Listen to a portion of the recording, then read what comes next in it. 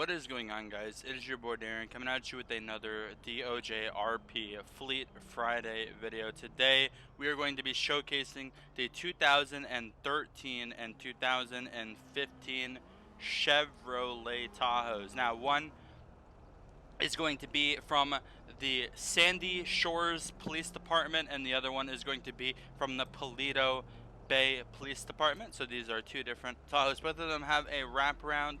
This is going to be the Paleto Bay Tahoe Service Commitment Community.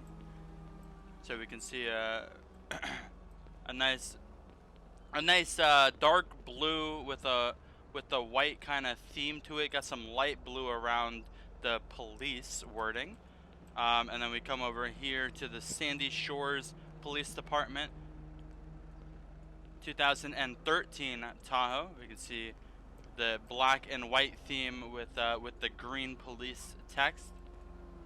Kind of the same lighting layout for the two vehicles. Obviously the same style of light bar for both vehicles, and then the light in the back window for both cars, and then also the lights on the running bar, the footwell right here. So similar to same lighting style on both vehicles. Both of them have the 4 red and blue alternating lights on the push bar. Neither of these vehicles have wig-wagging lights, and obviously, as stated before, they both have the same light bar on the top with the same lighting style. So two different vehicles, same lighting style, and let's jump into it and see what's going on. So on this vehicle, we're going to go ahead and pull this vehicle out, go over all the features and quirks, and all the information for the vehicle. If you've never watched a Fleet Friday video in the past, that is how it works. So coming straight off the bat, we're going to start off with the Paleto Bay 2015 Chevrolet Tahoe. Going right into the liveries, it does not have any other liveries. This is the only livery that this vehicle offers for the Paleto Bay. And going into extras, we actually have 2 extras that are optional. So the first and second extra obviously is going to get rid of that push bar in the front, which is going to remove a lot of the forward facing lighting. However, I do kind of like the slick look of the front. Looks nice, and I will say this is with just the push bar, no wraparound. I will say I don't like this look. I think that the wraparound really complements the front of the vehicle when you are using a wraparound with the Tahoe. So I think that this is the nicest look for this vehicle when it comes to a wraparound sense. Going on to extra number 5. Let's go around to the back. Extra number 5 is going to add some antennas on the top right behind the lighting.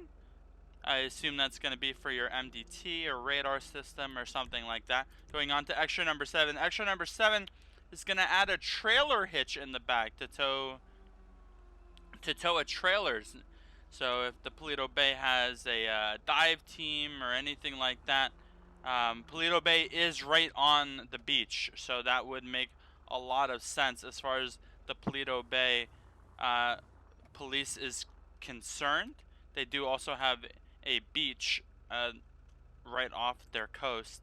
So going on to the exterior of the vehicle, let's go ahead and use our key fob to open up all the doors, and let's go and see what this vehicle has to offer. So looking right at the vehicle, as I stated earlier, I do really enjoy the dark blue with the white kind of style that they went for. I think it really complements the vehicle, and especially on the Tahoe, it just looks very nice. Not too overwhelming. I think it's like that perfect shade. The engine bay, nothing too crazy going on in there. We'll come around to the side. We see some nice detail on the seats, even with the seat movers. We got the Panasonic Toughbook over there with our MDT in it. as well as the nice blue interior from the Tahoe.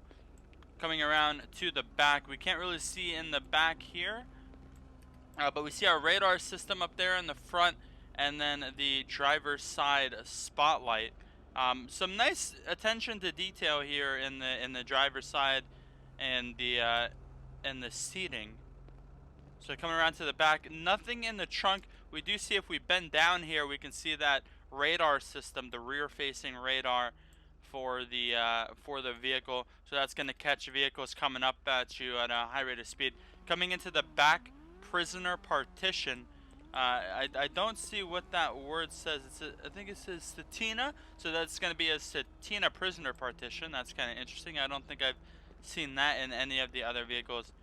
And then going around to the passenger seat, we can see that Satina logo again, and then nothing too much over here. No donuts, coffee, no seat organizer, nothing really in here. Kind of a base model vehicle from what I'm seeing. And then coming around here, we have the Go Rhino push bar.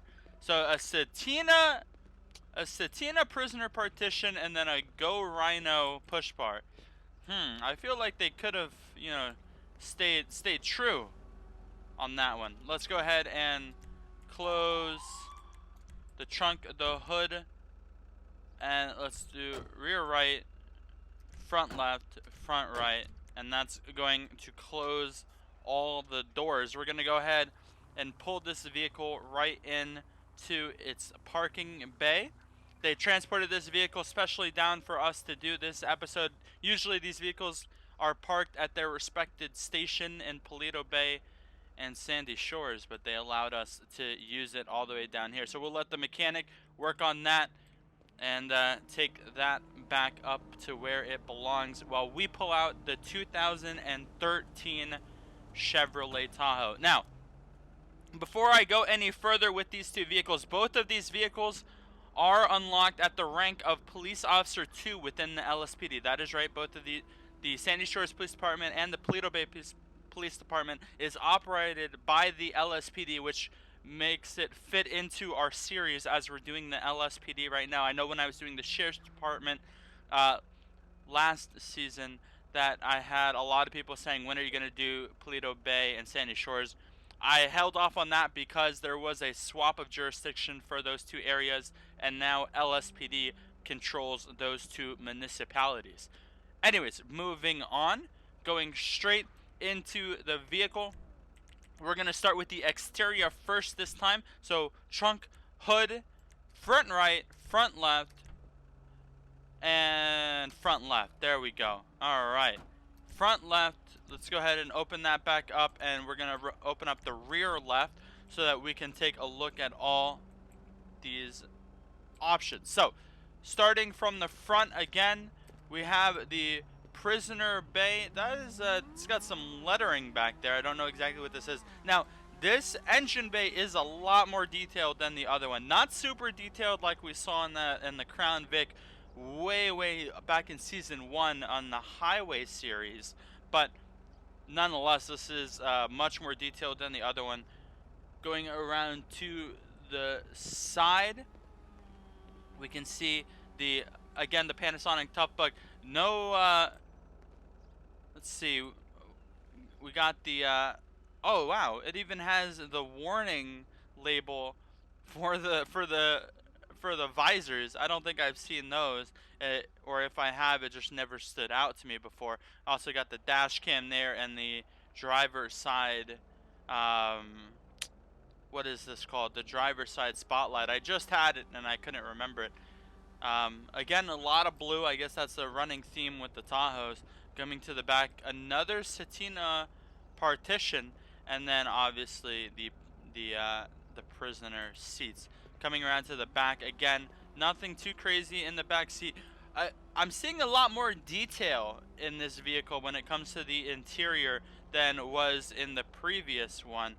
And even got the Chevrolet in the bottom there. That is really cool. Again, no donuts, coffee, anything like that. No seat organizer. So getting the bare minimum here, but nonetheless, it is a beautiful looking vehicle. again with the Go Rhino push bar, so they're not staying true here. Satina prisoner partition with the Go Rhino push bar. Let's go ahead and open up the. Let's go ahead and close all these. Rear left, rear right, front left, and front right. And then let's go into third person. Turn off the hazard lights and open this up. So vehicle options, going straight into the liveries.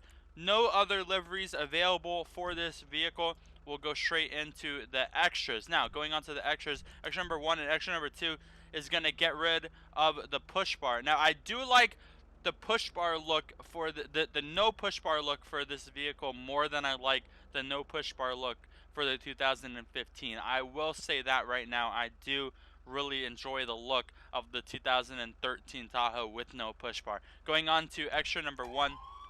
Now, I will say that this vehicle, unlike the 2015 Tahoe, this vehicle looks nice with just the push bar with no wraparound. I do think that this styling looks sleek, it looks crisp, and I think it fits, unlike it does in the 2015, from personal opinion. Extra number 2 is going to be obviously the wraparound. Going on to extra number 3. Extra number 3 is going to add an antenna back here in the right there, slightly blocking the emergency 911 logo. And then going on to extra number 4, that's going to add those antennas. So 3 and 4 are just antennas. So if you like antennas, extra number 3 and 4 is going to be your favorite your favorite extras in probably the game. So, and that is going to do it. We're going to go ahead and pull this into this bay for this mechanic to work on it. And again, thank you to the LSPD for allowing us to use their vehicles in this series. And that is going to conclude it for this episode of DOJRP Fleet Friday. I hope you guys enjoyed. Thank you guys so much for watching. Leave a comment down below with what vehicle or vehicles you would like to see in the next episode. As always, this has been your boy Darian. I will see you guys next time. Deuces!